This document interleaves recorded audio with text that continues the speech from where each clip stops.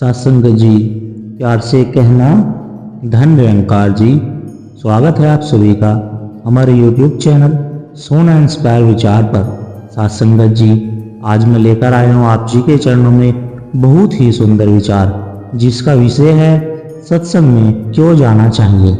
चलिए जानते हैं इस विचार के माध्यम से। सत्संग जी, आज के समय में हर व्यक्ति किसी न किसी तनाव, चिंता और समस्याओं से घिरा हुआ है। भागदौड़ भरी जिंदगी में मानसिक शांति और आत्मिक संतोष पाना मुश्किल हो गया है। लेकिन एक ऐसा स्थान है जहां जाने से मन को शांति मिलती है, आत्मा को बल मिलता है और जीवन को सही दिशा मिलती है, और वह स्थान है सत्संग। सत्संग केवल धार्मिक चर्चा या भजन कीर्तन तक सीमित नहीं है, बल्कि यह आत्मज्ञान, आध्यात्मिक उन्नति और सकारात्मक ऊर्जा प्राप्त करने का एक सशक्त माध्यम है। सत्संग जी, इस वीडियो में हम विस्तार से जानेंगे कि सत्संग में क्यों जाना चाहिए, इसके क्या लाभ है और यह हमारे जीवन को कैसे बदल सकता है। तो आइए शुरू करते हैं। सत्संग जी, सत्संग का अर्थ और महत्व। सत्संग दो शब्दों से मिलकर बना है, सत सत्य और संग संगति, अर्थात सत्य की संगति। जब हम सज्जनों, संतों या आध्यात्मिक मार्गदर्शकों के साथ बैठते हैं और सत्य मार्ग की चर्चा करते हैं तो उसे सत्संग कहा जाता है। शास्त्रों में कहा गया है, सत्संगति किम ना करोति उषाम, अर्थात सत्संग मनुष्य के जीवन में चमत्कारी परिवर्तन ला सकता है। सत्संग में जाने के लाभ। नंबर 1, मन की शांति और सकारात्मक ऊर्जा। आजकल हर कोई मानसिक तनाव से ग्रस्त है। सत्संग में जाने से हमें शांति और सकारात्मक ऊर्जा मिलती है। जब हम ईश्वर का नाम सुनते हैं, संतों के वचन को सुनते हैं, तो हमारा चित्त स्थिर होता है और हमें मानसिक राहत मिलती है। नंबर 2, अच्छे विचारों का संचार। सत्संग में जाने से हमारे विचार शुद्ध होते हैं। अक्सर हम बुरी संगति के कारण नकारात्मक सोच विकसित कर लेते हैं, लेकिन जब हम संतों और ज्ञानी जनों की संगति में बैठते हैं तो हमारे भीतर अच्छे विचार उत्पन्न होते हैं। नंबर 3, आत्मा का शुद्धिकरण और आध्यात्मिक उन्नति। हमारा शरीर भोजन से विकसित होता है, लेकिन हमारी आत्मा का पोषण सत्संग से होता है। जब हम आध्यात्मिक ज्ञान प्राप्त करते हैं तो हमारे भीतर करुणा, प्रेम और सच्ची भक्ति जागृत होती है। नंबर 4, अहंकार का नाश और विनम्रता का विकास। सत्संग हमें अहंकार को त्यागना सिखाता है। जब हम संतों की वाणी सुनते हैं तो हमें एहसास होता है कि संसार में सब कुछ नश्वर है। इससे हमारे भीतर विनम्रता आती है और हम अपने जीवन में सेवा और परोपकार को अपनाते हैं। नंबर 5, सही मार्गदर्शन और प्रेरणा मिलती है। जीवन में कई बार हमें यह समझ नहीं आता कि कौन सा मार्ग अपनाए। सत्संग में हमें सही मार्गदर्शन मिलता है। संत महात्मा हमें धर्म, कर्तव्य और सत्य के मार्ग पर चलने की प्रेरणा देते हैं। नंबर 6, पापों से मुक्त होने का मार्ग। कहा जाता है कि सत्संग से पाप भी पुण्य में बदल जाते हैं। जब हम सच्चे मन से सत्संग में जाते हैं तो हमारे बुरे कर्मों का प्रायश्चित होता है और हम ईश्वर की कृपा प्राप्त करते हैं। नंबर 7, बुरी संगति और विकारों से बचाओ। सत्संग हमें बुरी संगति, मोह माया, क्रोध, लोभ, अहंकार और अन्य विकारों से बचाने का सबसे उत्तम साधन है।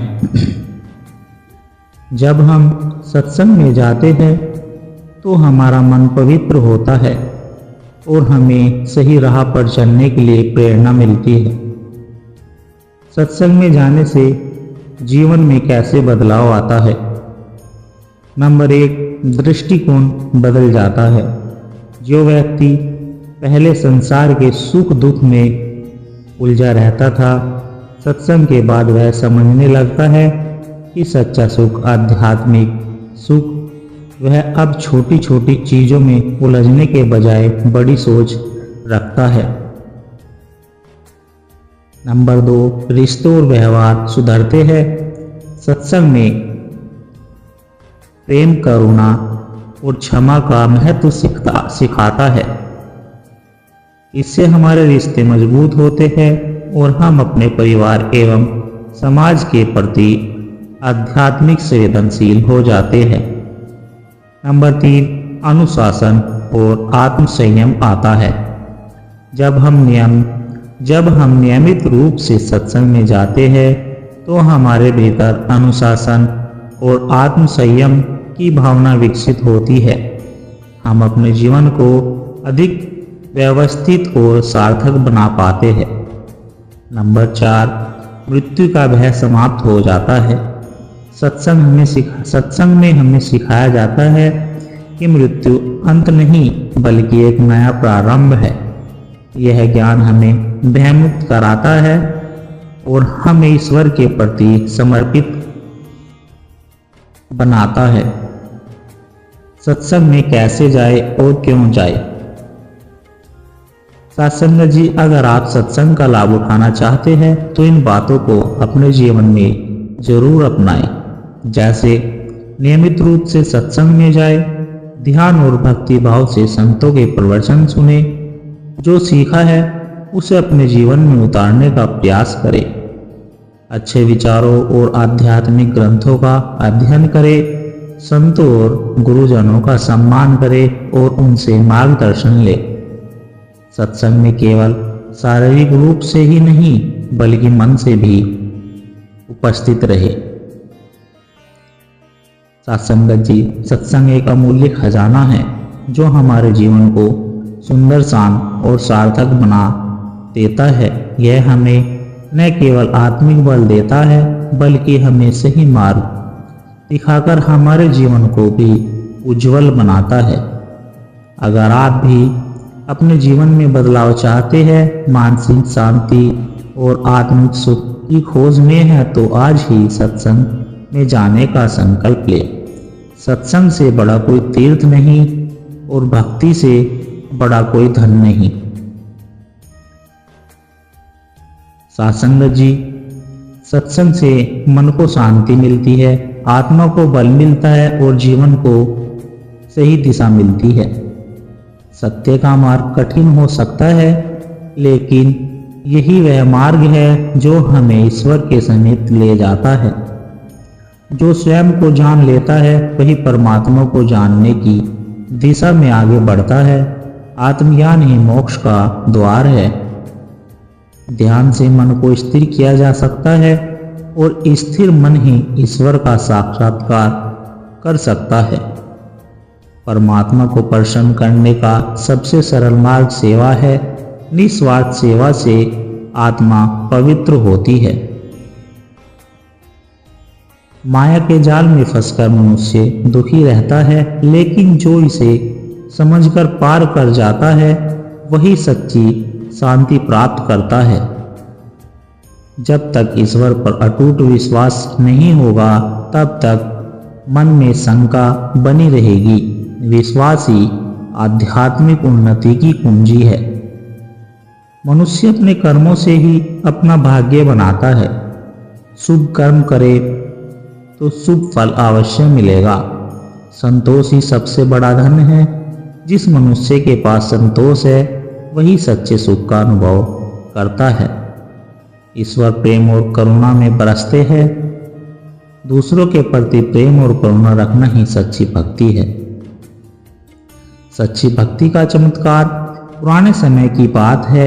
एक छोटे से गांव में रामदास नाम का एक भक्त रहता था। वह अत्यंत निर्धन था, लेकिन उसके मन में भगवान के प्रति अपार श्रद्धा थी। रोज सुबह वह गंगा स्नान करता, मंदिर में पूजा करता और फिर अपने खेत में काम करने के लिए चला जाता था। उसके पास ज़्यादा धन संपत्ति नहीं थी, लेकिन उसका हृदय प्रेम और भक्ति से भरा हुआ था। एक दिन गांव में एक सन्यासी आया। वह ज्ञान और भक्ति की बातें कर रहा था। रामदास भी उनके सत्संग में गए और बड़े ध्यान से उनकी बातें सुनी। सत्संग के अंत में सन्यासी ने कहा, सच्ची भक्ति वही है जिसमें मनुष्य परीक्षा की घड़ी में भी भगवान पर अटूट विश्वास रखे। रामदास यह सुन चिंतित हो गया। उसने सोचा, क्या करे, मेरी भक्ति सच्ची है? क्या मैं भगवान की परीक्षा में खरा उतरूंगा? कुछ ही दिनों बाद रामदास पर विपत्तियों का पहाड़ टूट पड़ा। पहले उसकी फसल खराब हो गई, फिर उसके घर में आग लग गई। उसने सोचा कि अब उसका जीवन बहुत कठिन हो जाएगा। गांव के लोग उसे सांत्वना देने आए और बोले, रामदास, तुम्हारे भगवान ने तुम्हारा साथ छोड़ दिया। अब तुम्हें किसी और उपाय के बारे में सोचना चाहिए। लेकिन रामदास मुस्कुराया और बोला, भगवान मेरी परीक्षा ले रहे हैं। मुझे उन पर पूरा भरोसा है कि वे मेरी रक्षा अवश्य करेंगे। एक रात जब रामदास बहुत दुखी था, उसने भगवान से प्रार्थना की, हे भगवान, यदि मैं आपकी सच्ची भक्ति करता हूं तो कृपया मेरी सहायता करें। अगले दिन सुबह जब वह अपने खेत की ओर गया तो उसने देखा कि किसी ने उसके खेत में फसल बो दी थी। थोड़ी दूर एक व्यापारी खड़ा था। उसने कहा, रामदास, मैं यात्रा पर जा रहा था, लेकिन किसी ने मुझे सौपन में आकर कहा कि मैं तुम्हारी मदद करूं। यह बीज और अनाज तुम्हारे लिए है। रामदास की आंखों में आंसू आ गए। उसने समझ लिया कि यह सब भगवान की कृपा से हुआ है। साथ संगत जी, इस कहानी से हमें यह शिक्षा मिलती है कि सच्ची भक्ति में बड़ी शक्ति होती है। अगर हमारा विश्वास अटूट है तो भगवान किसी न किसी रूप में हमारी सहायता जरूर करते हैं। कठिनाइयों के समय धैर्य और श्रद्धा बनाए रखना ही सच्ची भक्ति है। संत और व्यापारी, सच्ची भक्ति की परीक्षा। बहुत समय पहले की बात है। एक नगर में एक धनी व्यापारी रहता था जिसका नाम सेठ गोविंद दास था। वह बहुत अमीर था, लेकिन उसे अपनी संपत्ति पर बहुत अभिमान था। वह मंदिर जाता, दान पुण्य करता, लेकिन उनके मन में सच्ची भक्ति नहीं थी। वह सोचता था कि भगवान केवल धनवानों की सुनते हैं और गरीबों की कोई कीमत नहीं होती। उसी नगर में एक संत महात्मा रहते थे। वे सादा जीवन जीते थे और भगवान का नाम जपते थे। लोग उन्हें बहुत सम्मान देते थे क्योंकि वे निस्वार्थ सेवा और सच्ची भक्ति में विश्वास रखते थे। एक दिन गोविंदास ने संत से कहा, महात्मा जी, मैं रोज मंदिर जाता हूँ, दान करता हूँ और भक्ति करता हूँ, फिर भी मेरे मन को शांति नहीं मिलती। ऐसा क्यों? महात्मा मुस्कुराए और बोले, सेठ जी, आपकी भक्ति केवल बाहरी दिखावा है। आपने अभी तक सच्ची भक्ति का अनुभव नहीं किया है। सेठ ने चौंक कर पूछा, तो फिर सच्ची भक्ति क्या होती है? महात्मा बोले, इसका उत्तर मैं तुम्हें कुछ दिनों में दूंगा, बस तुम्हें मेरी एक शर्त माननी होगी। सेठ ने कहा, शर्त? कैसी शर्त? महात्मा बोले, तुम्हें 7 दिन तक अपनी सारी संपत्ति छोड़कर एक साधारण गरीब व्यक्ति की तरह रहना होगा। केवल ईश्वर का नाम लेना होगा और अपनी जीविका स्वयं कमानी होगी। सेठ यह सुनकर हंस पड़ा, यह असंभव है। मैं भला अपनी सारी संपत्ति छोड़कर कैसे रह सकता हूँ? महात्मा बोले, तो फिर सच्ची भक्ति को समझना भी असंभव है। सेठ गोविंदास सोच में पड़ गया। उसे लगा कि वह 7 दिन गरीब की तरह रहकर भक्ति करेगा तो शायद उसे ज्ञान प्राप्त हो जाएगा।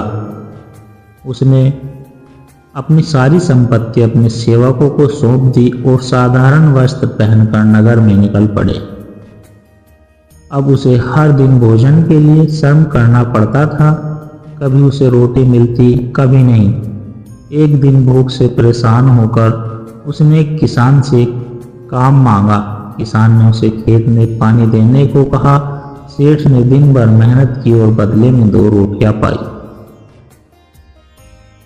जब उसने पहली रोटी खाई तो उसे महसूस हुआ कि यह जीवन का पहला निवाला था जिसे उसने अपनी मेहनत से कमाया था।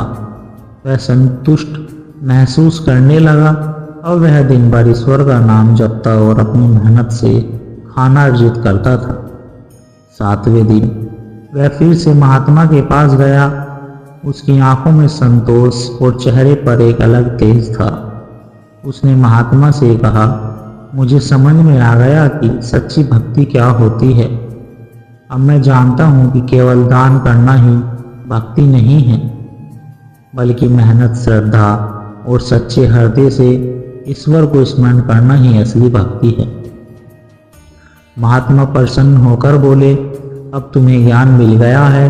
अब तुम चाहे धनवान रहो या निर्धन, तुम्हारी भक्ति सच्ची होगी, क्योंकि अब तुम्हारा अहंकार समाप्त हो गया है।